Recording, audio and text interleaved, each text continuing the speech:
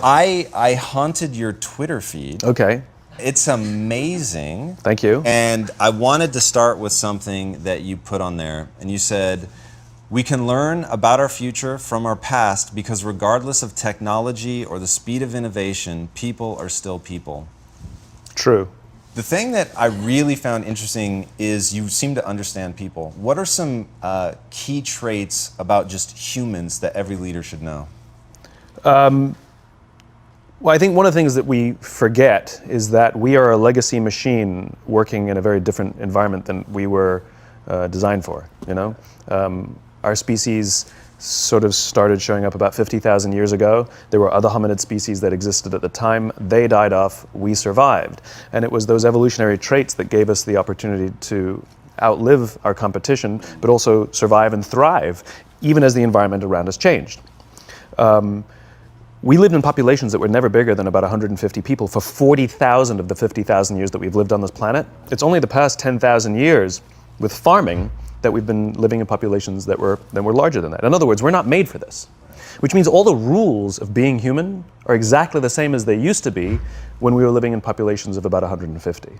And so if you can understand those things, you really understand what works and what doesn't work, regardless of the conditions. The fact of the matter is we are social animals, and we respond to the environments we're in, always.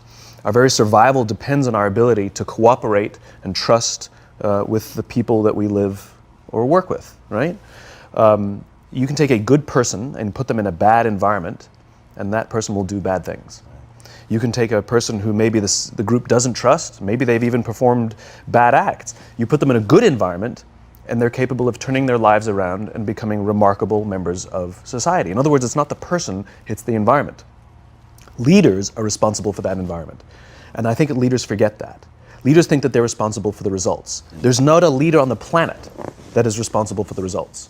A leader is responsible for the people who are responsible for the results. And if you take care of that, take care of the people, take care of the environment, things go just fine. You know, we're obsessed with this idea of like getting the right people on the bus, you know, as if it's this game that you just sort of keep changing people out, you know, some sort of mix and match or something. But we never ask which bus and who's driving the bus, right. You know, because it's not, the bus matters, you know. So I'm more obsessed with what happens to people when they come together in protected or unprotected environments and how we respond to those environments.